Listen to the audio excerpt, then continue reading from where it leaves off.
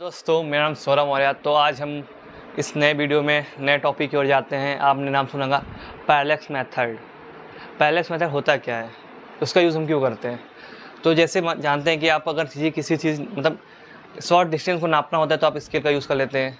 हाँ, मान लीजिए 10 मीटर, 20 मीटर, 100 मीटर नापना होता है। देखिए उसके लिए वो स्ट्रीट का जब लेंथ नापते हैं उसके लिए भी यूज़ किया जाता है एक रोलर टाइप का। अब जब हमको नापना हो क्या, डिस्टेंस बिटवीन द स्टार्स, सन मतलब डिस्टेंस बिटवीन स्टार्स मतलब अर्थ और स्टार्स के बीच में डिस्टेंस क्या है, प्लैनेट के बीच में डिस्टेंस क्या है। तो ऐसे बड़े बड़े डिस्टेंस को नापने के लिए हम क्या करते हैं, तब पैरेलैक्स मेथड का यूज़ करते हैं। अब पैरेलैक्स मेथड में होता क्या है, मान लेते हैं हमारे पास क्या, हमारी अर्थ है और ये हमारा सन है। ये अर्थ है, ये सन है। तो मान लीजिए हम इस पॉइंट पे हैं, इस पॉइंट से हम खड़े होकर क्या करेंगे, सन का एक पॉइंट देखेंगे और दूसरा पॉइंट देखेंगे, ठीक है। तो हमको क्या मिलेगा, कुछ एक एंगल मिलेगा यहाँ पे, मान लीजिए एंगल थीटा है। तो इसका यूज़ करके हम पता कर सकते हैं कि जो अर्थ और सन के बीच में डिस्टेंस कितना हो सकता है, ठीक है। जैसे आपको ये दिख रहा होगा एंगल बहुत बड़ा है, इतना एंगल बड़ा एंगल होता नहीं है, इतना बड़ा एंगल होता नहीं है। तो जब इसको आप ध्यान से देखें, तब अगर हम एक देखा जाए अच्छे से करें तो इसको चीज़ इस टाइप का बनेगा, बहुत पतला एंगल। और यहाँ पे क्या होगा, इसका डायमीटर होगा सन का। इसकी वजह कुछ एंगल होगा। तो आप इसको अगर देखें, इस चीज़ को अगर देखें तो आपको कुछ लगेगा ये कुछ इस टाइप का दिख रहा है। एक सर्कल है जिसमें कुछ एक डिस्टेंस है, मान लीजिए ये कुछ डिस्टेंस है, ये है डिस्टेंस डी है, और ये जो डिस्टेंस है क्या, डायमीटर है। तो ये जो डिस्टेंस होता है बहुत दूर होता है, ये एंगल बहुत छोटा होता है। तो हम लोग जो इसका जो बीच का जो डिस्टेंस है जो हम इसको निकालना रहता है, और जो ये रेडियस है हम उसको आप अप्रोक्सीमेटली सेम मान सकते हैं, क्योंकि बहुत एंगल बहुत छोटा होता है। तो ये पैरेलैक्स मेथड हम क्या करते हैं कि अर्थ मतलब कोई बड़े बड़े डिस्टेंस स्टार्स के बीच में डिस्टेंस निकालते हैं। कैसे निकाला जाता है, इसी का यूज़ करके। तो क्या होता है कि ये जो डिस्टेंस होता है इसमें जो ये रेडियस का डी, जो मतलब मान लीजिए कोई स्टार है उसका क्या डायमीटर आ रहा है, ये कुछ ये आर्क की तरह बिहेव करता है किसी सर्कल के। और मान लीजिए सर्कल का जो रेडियस है वो डी है, क्या है, सर्कल रेडियस डी है। तो आपको पता है एक फॉर्मूला कि जो एंगल होता है, एंगल सस्पेंडेड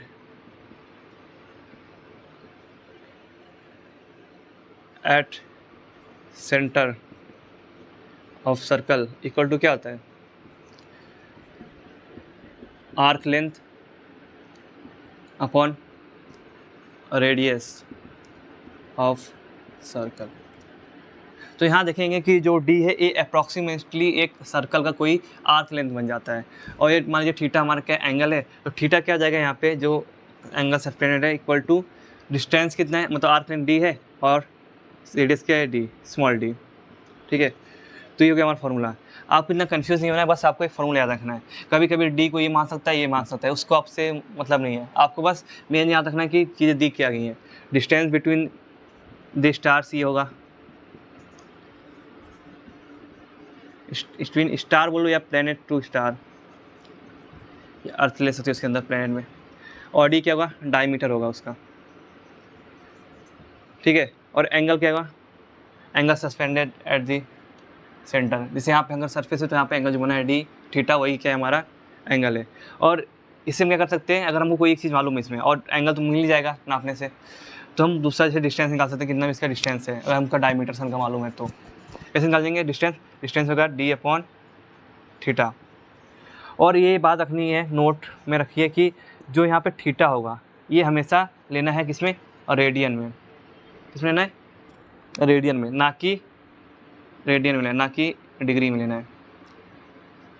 अब रेडियन में कन्वर्ट कैसे करेंगे, तो जैसे आपको मालूम है कि पूरा जो सर्कल होता है, सर्कल का जो एंगल होता है कितना था, 360। और इसी का अगर हम सर्कल का रेडियन में देखें तो ये होता है 2 पाई।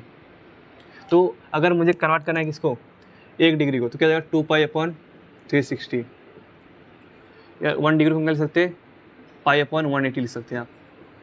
ये हो जाएगा किसमें, रेडियन में, चेंज कर लेंगे। तो अगर कोई पूछ ले 30 डिग्री का रेडियन कितना हुआ, क्या करो फिर इसको 30 इंटू, इसको लिख सकते हैं 1 डिग्री, तो 30 इंटू 1 डिग्री क्या लिख सकते हैं हम लोग, पाई अपॉन 180।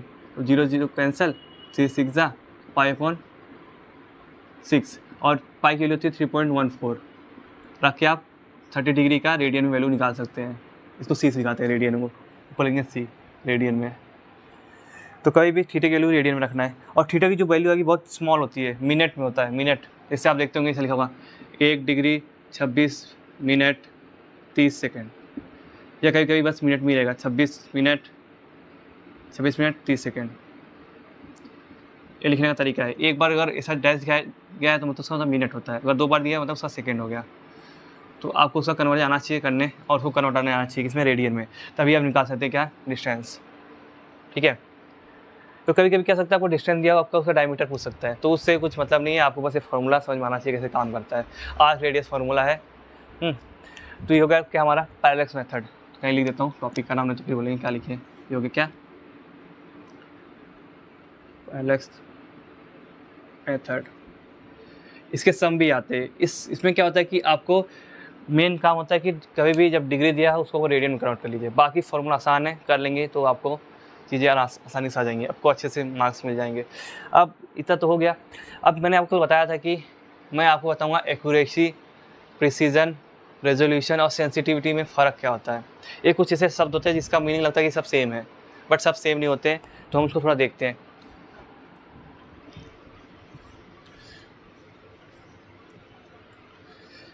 और यहाँ पे जो थीटा है, कहीं कहीं अल्फा दिया हो सकता है, कुछ भी हो सकता है, आपको बस मेन कॉन्सेप्ट को समझना है। आर्क रेडियस फार्मूला आपको याद है, बस काम हो गया।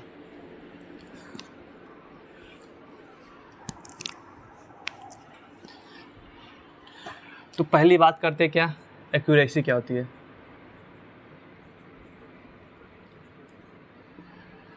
तो एक्यूरेसी की एग्जांपल लिया जाए तो इसमें क्या होता है कि जो हमारे मान लीजिए कोई वैल्यू है, जो मीन वैल्यू है, हाँ, और हमने ढेर सारा ऑब्जर्वेशन लिया। अगर जब ढेर सारा जो ऑब्जर्वेशन लिया, ऑब्जर्वेशन का जब हम मीन उसका निकालते हैं क्या, मीन जो हमारे रियल वैल्यू के बराबर आ जाए, तो बोलते हैं कि वो चीज़ जो आंसर आई है, जो ऑब्जर्वेशन है, वो एक्यूरेट है। इसका मतलब ये समझिए। और प्रिसीजन का मतलब, अब इसका एक से समझ सकते हैं एग्जाम्पल के लिए। मान लेते हैं हमारे पास एक टारगेट है, इसमें भी समझिए टारगेट है। तो एक्यूरेसी क्या होगा कि जो हमारा टारगेट पड़ेगा वो हमारे जो मीन वैल्यू उसके आसपास ही पड़ेगा। और प्रिसीजन का मतलब है कि ज़रूरी नहीं है कि वो आसपास ही पड़े, लेकिन जहाँ पड़ेगा वहाँ पे सभी टारगेट उधर ही आएंगे, मतलब सभी ऑब्जर्वेशन उधर ही आएंगे। ठीक है। तो ये हो सकता है कि हमारा मोर एक्यूरेट वैल्यू है, क्या है, मोर एक्यूरेट, और ये मोर प्रिसाइज। अभी अब एग्जांपल लेंगे। अब एक और बनाता हूँ। आमना जी हमारा जो क्या पढ़ रहा है, जो वैल्यू पढ़ रही है, इधर सब पढ़ रहा है, तो ये क्या हो जाएगा, ये तो मोर एक्यूरेट है ही क्योंकि इस नज़दीक पढ़ रहे हैं। ऊपर से ये बोला जाएगा more accurate plus more precise भी है, क्योंकि जो सभी ऑब्जर्वेशन आए एक ही पॉइंट के आसपास आए, तो मतलब कि हमारा जो इंस्ट्रूमेंट है बहुत ज़्यादा फाइन, मतलब वो है फाइन है, मतलब बहुत उसका लिस्ट ऑन बहुत ज़्यादा मतलब कम है। तो इससे हमें क्या मिलेगा कि जो एक वैल्यू मिलेगी ऑब्जर्वेशन की, उसी के आसपास सभी वैल्यू आएंगी। तो हम बोलेंगे कि हमारा जो वैल्यूज आएंगे बहुत प्रिसाइज है, चाहे वो टारगेट के आसपास हो या ना, उससे मतलब नहीं है, लेकिन जो वैल्यूज़ आएंगे वो एक ही वैल्यू के आसपास ही रहेंगे। और हमारा जो एक्यूरेसी होता है, ये जरूरी नहीं है कि वो एक्यूरेसी में कि सभी वैल्यू एक साथ आए, लेकिन वो क्या होंगे, हमारे जो मेन टारगेट मतलब जो हमारा मेन वैल्यू है उसके आसपास आएंगे। मतलब सबका मीन जब निकालेंगे तो उसका वैल्यू मेन वाला आएगा इसके आसपास, और इसमें किसी एक वैल्यू के आसपास ही सभी हमारे ऑब्जर्वेशन आएंगे। अगर ये हो गया, दूसरा लेते हैं, हमारा एक इधर एक इधर एक इधर एक इधर, ये तो ना एक्यूरेट है और ना ही प्रिसाइज है। प्रिसाइज मीन्स कि हम लोग मोर डेसिमल तक हम बहुत अच्छे से उसको क्या कर रहे हैं, मेजर कर सके। जैसे मान लेते हैं कि हमारे पास कोई एक कुछ है नापने के लिए स्केल, इसका मतलब लेंथ नापना है। हाँ, इसका जो लेंथ दिया गया है, मान लेते हैं ये कुछ आ रहा है 2.1 सेंटीमीटर आ रहा है। तो अगर इसको हम देखें 2.4 सेंटीमीटर, 1.6 सेंटीमीटर, 2.2 सेंटीमीटर, ऐसे 3 सेंटीमीटर। तो इसका जब मीन निकालेंगे, ये जो वैल्यूज़ आएंगे तो कुछ कितना आएगा, 6 4 10 15, 6 4 10 15, इसका जब मीन निकालेंगे 15, ये 2 2 4 2 6 2 8, 8.5 डिवाइड करेंगे कितना 4 से, 4 2 जा 8, 4 1 जा कुछ, इसका जो वैल्यू आएगी 2.1 सेंटीमीटर के आसपास आएगी। तो अगर इसको सॉल्व करेंगे तो देख लीजिए 6 4 10 15 8, तो ये कुछ 2.1 के आसपास आएगी, मतलब 2.15। तो देखेंगे कि जो वैल्यू है 2.1 के आगे पीछे बहुत ऊपर नीचे गई है, बट आंसर जो हमारा मीन आ रहा है कितना आ रहा है 2.1 सेंटीमीटर। तो ये बोलेंगे जो हमारे जो ऑब्जर्वेशन है ये बहुत एक्यूरेट है, मीन्स हमारा जो आंसर आ रहा है वो एक्यूरेट आ रहा है ऑब्जर्वेशन का जो मीन है। लेकिन अगर मैं इसके जगह कुछ और ले लूँ, मान लेते हमारा आंसर क्या आना चाहिए, ये आना चाहिए ना, मैं ले लेता हूँ 1.72 1.63 1.85 1.73 1.75 1.78 78। तो देखेंगे 5 8 2 10 18 1 4 28 29 2 2 4 2 6 2 8 4 6। अब इसका जब मीन निकालेंगे 4 से डिवाइड करेंगे, 4 2 जा 4 1 जा 4 हासिल 2 7 चौक 28 हासिल 1 4 चौक 16, मतलब कुछ 1.4 आ रहा है, जो हमारे आंसर के एकदम नज़दीक भी बहुत दूर है। फिर भी जो हमारा जो वैल्यू लिए हैं, जो हमारा मेजरमेंट में जो वैल्यूज़ आई हैं सभी क्या हो रही है, देखिए एक दूसरे के आसपास है, एक दूसरे के आसपास है ना, तो उस बोलेंगे ये जो वैल्यू आ रही है मोर प्रिसाइज है, मीन्स इसको हम लोग बहुत आगे तक, इसके बहुत आगे डेसिमल तक बहुत अच्छे से नापेंगे। और तो क्या होगा, कुछ जो लास्ट वाला डेसिमल होगा लगभग वो क्या होंगे एक दूसरे से थोड़े दूर होंगे, लेकिन बाकी सब सेम चीज़ें सेम होंगी। तो जैसे ये देखिए इसका जो एक्यूरेट वैल्यू यहाँ पे है, बट ये दूर आ रहा है, लेकिन सब एक साथ आ रहे हैं, तो बोलेंगे मोर प्रिसाइज है। तो इंस्ट्रूमेंट के अंदर जो भी है तो मोर प्रिसाइज, मतलब उसी के आसपास ही वैल्यू आएंगे, तो बोलेंगे कि मोर प्रिसाइज है। तो एक्यूरेसी और प्रिसीजन में यही फ़र्क होता है। अब इसके बाद आता है सेंसिटिविटी।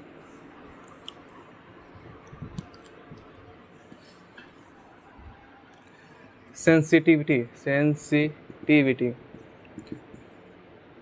तो सेंसिटिविटी क्या होता है, चेंज इन आउटपुट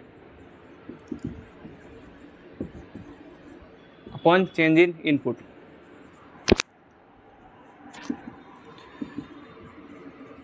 इसका एग्जाम्पल हम ले सकते हैं, एग्जाम्पल के लिए समझ लीजिए, मान लीजिए किसी व्यक्ति को थोड़े भी टेम्परेचर को चेंज करने पे उसको क्या होता है, कुछ प्रॉब्लम होने लगती है, मतलब उसको बुखार कफ जो भी है कुछ भी हो सकता है, हो जाता है। मतलब अगर वो जो इस इन्वायरमेंट में रह रहा है, अगर उससे दूसरे इन्वायरमेंट गया तुरंत उसको क्या खांसी बुखार जो भी हो जाएगा, स्टार्ट हो जाएगा। मीन्स क्या कहते हैं हम लोग, वो व्यक्ति बहुत सेंसिटिव है। मतलब उस व्यक्ति का हम यूज़ करके ना पता कर सकते हैं कि हम जहाँ रहते हैं और कहीं दूसरे गए हैं तो क्या उसके बीच में टेम्परेचर क्या चेंजेस हुआ है, क्योंकि वो उस चीज़ को लेकर बहुत सेंसिटिव है टेम्परेचर चेंजेस के लिए। बट हम ऐसा नहीं कर सकते ना, किसी की ज़िंदगी के साथ नहीं खेल सकते, लेकिन उसका हम एक वो मानक बना सकते हैं कि हाँ अगर ये जब कुछ चेंज हुआ है तो उसके अंदर कुछ फ़र्क पड़ेगा जरूर व्यक्ति, मतलब जो भी है सेंसिटिव बहुत इंसान जो है, तो मतलब अगर उसने सेंसिटिविटी मतलब कुछ फ़र्क हुआ, उसको तबीयत ख़राब हुई, मतलब हमारे आसपास का जो इन्वायरमेंट है उसमें कुछ चेंजेस हुआ है। हाँ तो वही है जो चेंज इन इनपुट है। अगर हम मान लीजिए ऐसा देखते हैं, बहुत देखेंगे ऐसा ग्राफ, इनपुट थोड़ा चेंज करने पे अगर आउटपुट ज़्यादा चेंज हो, इसका मतलब ये मीन्स है कि अगर टेम्परेचर थोड़ा भी चेंज हो रहा है उसके अंदर ज़्यादा ही मतलब चेंजेस दिखाई दे रहे हैं, उसके ज़्यादा ही बुखार उखार आ जा रहा है, मतलब वो बहुत सेंसिटिव व्यक्ति है उस चीज़ को लेके। तो यही होता है formula, change in input change in output upon change in input, तो उसका मतलब सेंसिटिव होता है।